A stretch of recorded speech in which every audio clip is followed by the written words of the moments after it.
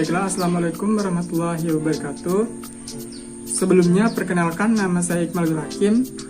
Pada kesempatan kali ini, kami akan membahas jurnal yang sudah kami review yang berjudul Analisa Perbandingan Biaya, Kos dan Manfaat atau Benefit Pelaksanaan Pelayanan Visit Pasien Hipertensi Prolanis di Klinik Pratama dengan Klinik Pratama yang tidak melaksanakan di Kabupaten Bogor.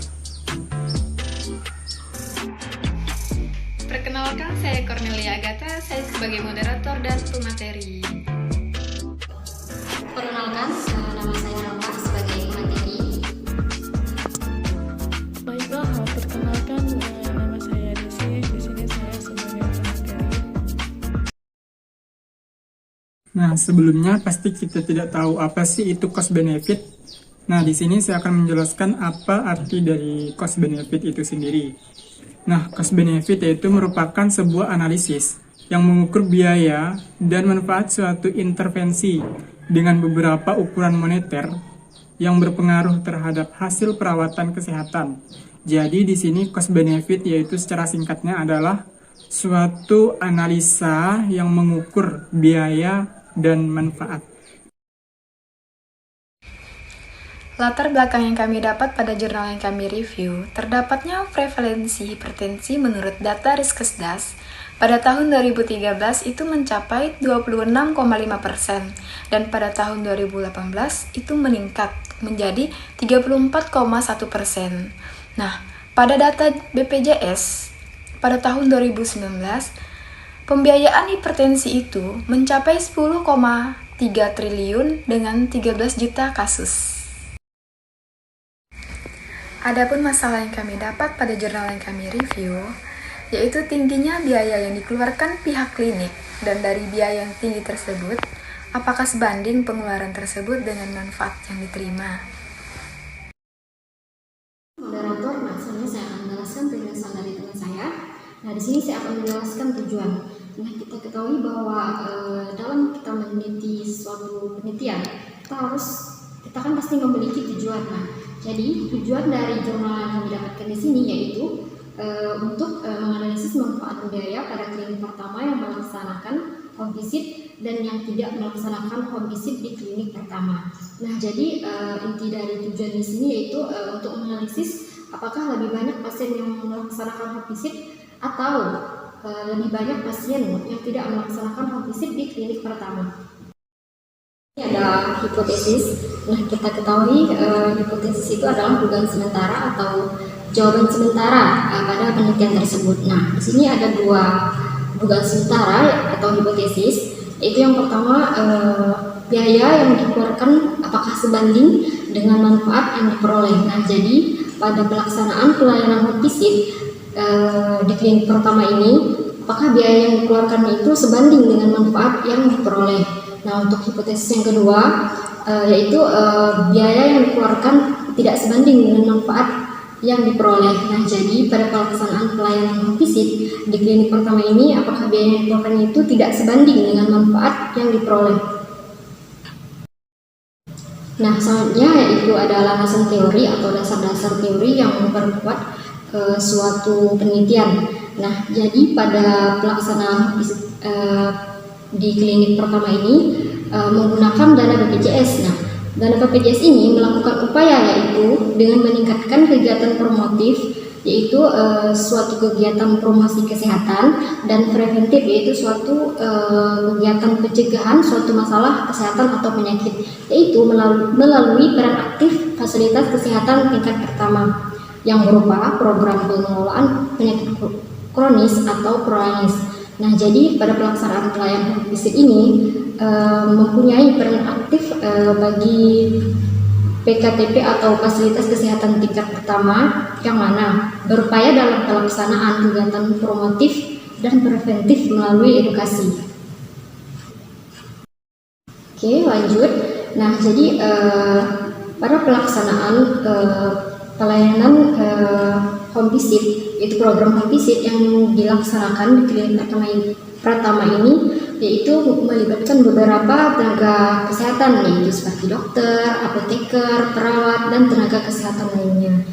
Nah, jadi tujuannya apa? Yaitu sebagai upaya untuk memberikan pelayanan yang paripurna atau yang sempurna kepada pasien. Manfaat dari jurnal yang kami review yaitu salah satunya yang pertama secara teoritis. Nah, hasil penelitian ini yaitu diharapkan bisa memperkuat teori-teori selanjutnya dan penelitian ini juga bisa menambah pengetahuan untuk para pembaca. Dan untuk secara praktisnya yaitu agar mengetahui bahwa program home visit ini yang diselenggarakan bermanfaat dan efektif. Jadi, dilakukannya penelitian ini yaitu agar bisa menjadi masukan bagi BPJS, agar BPJS dapat memberikan intensif pada klinik dalam melaksanakan home visit.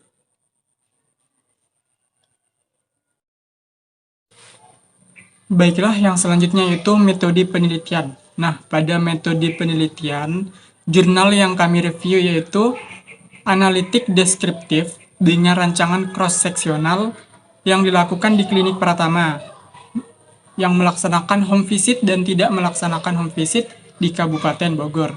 Nah, alasan dipilihnya metode penelitian deskriptif observasional dengan rancangan cross-seksional ini yaitu karena kelebihannya yaitu melakukan survei langsung dan sehingga perolehan data yaitu diambil secara bersamaan dalam satu waktu. Pengumpulan data yang dilakukan pada jurnal yang kami review itu secara prospektif, yaitu prospektif yang mana dilakukan dengan memberikan kuesioner kepada pasien hipertensi. Dan untuk pengambilan data secara retrospektifnya sendiri yaitu diambil dari rekam medik pasien hipertensi di klinik Pratama.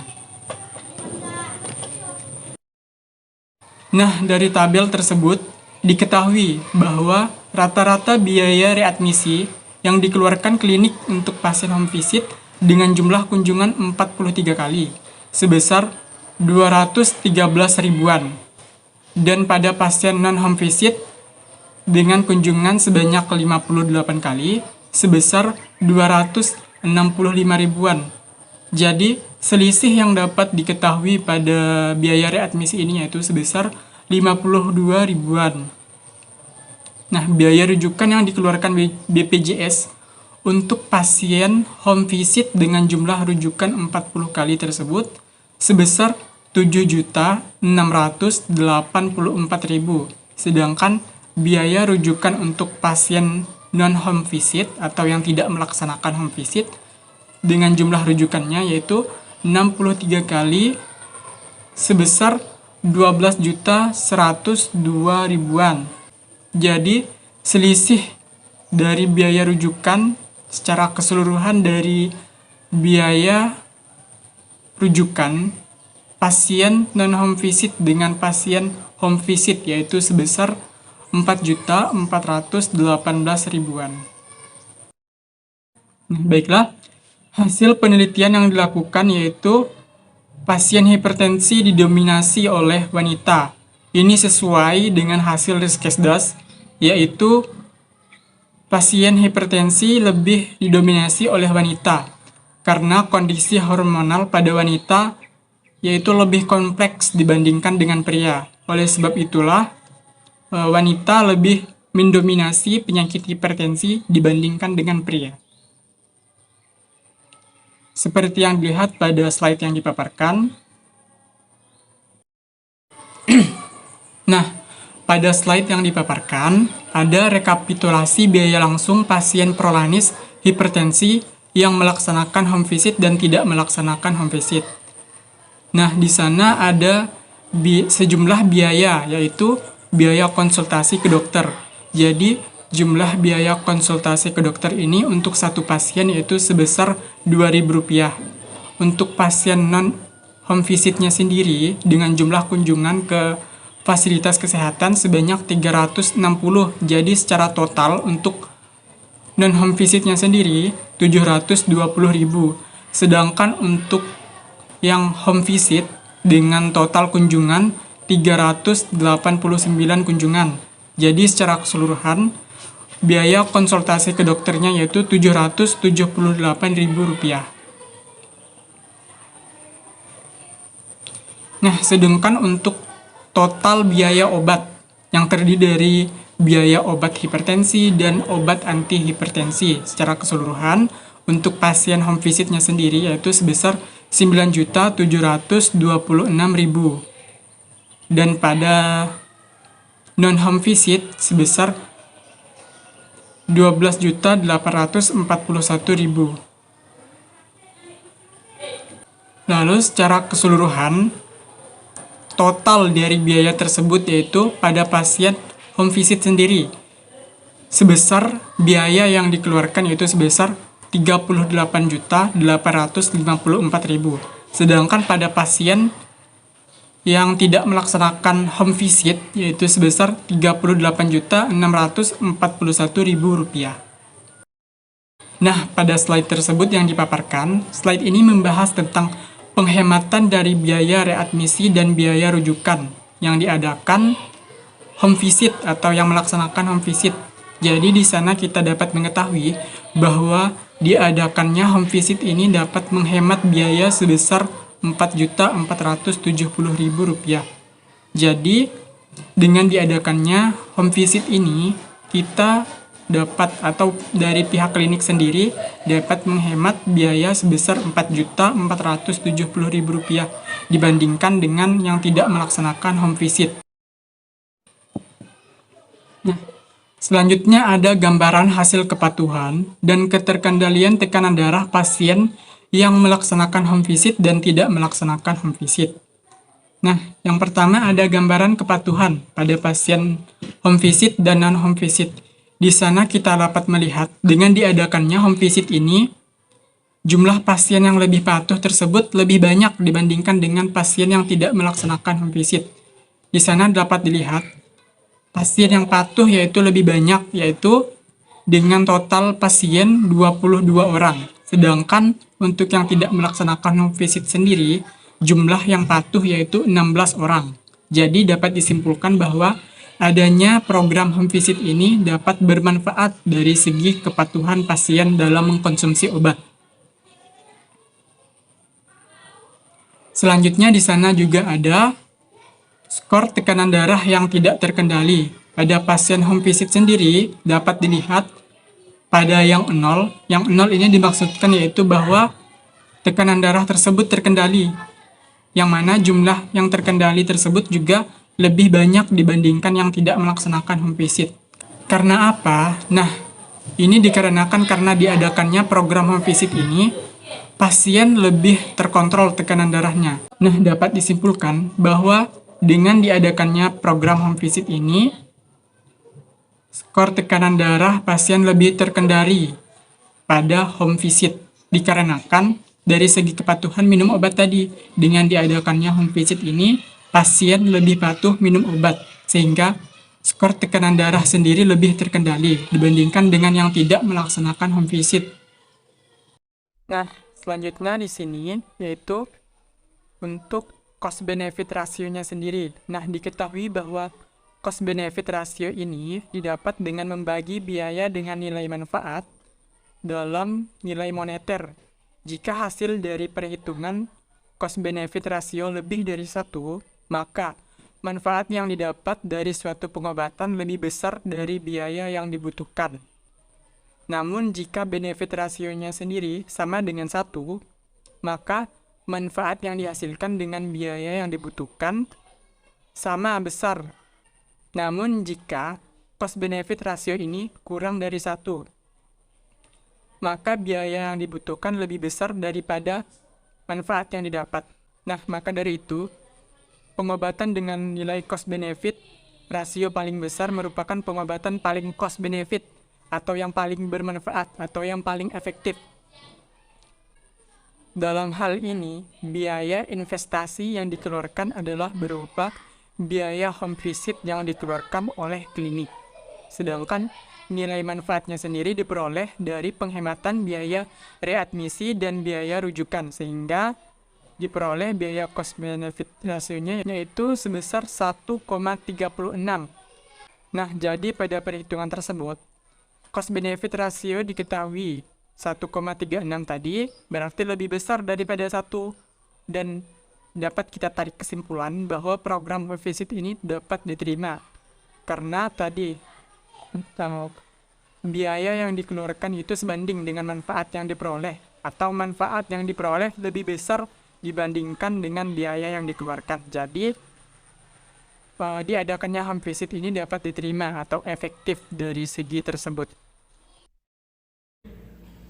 Terima kasih kepada moderator. Selanjutnya di sini saya akan menjelaskan kerangka pemikiran. Di sini ada melaksanaan home visit dan tidak melaksanakan home visit. Di sini juga ada cost dan benefit, di mana cost dan benefit di sini saling berkaitan dalam melaksanakan home visit. Nah, baik, selanjutnya ada kesimpulan. Baiklah, sini saya akan menyimpulkan dari semua tentang jurnal kami. Penghematan suatu yang diperoleh dari penurunan dan readmisi kan pada suatu klinik yang melaksanakan home visit dengan sebesar 4.470 346 rupiah. Manfaat yang dapat dari suatu pelaksanaan pelayanan home visit lebih besar dari biaya yang dikeluarkan. Nilai ratio atau biaya dan benefit atau dalam rupiah yang diperoleh dari penelitian ini adalah sebesar 1,6, di mana yang berarti lebih besar dari 1. Sehingga hal ini menunjukkan bahwa pelaksanaan program home visit di suatu klinik pertama dapat diterima. Nah, sekian dari presentasi kami. Kurang lebihnya kami mohon maaf. Apabila ada salah-salah kata atau pengucapan kami yang tidak berkenan di hati para penonton, kami mohon maaf. Kami akhiri, wabillahi taufiq wal hidayah. Wassalamualaikum warahmatullahi wabarakatuh.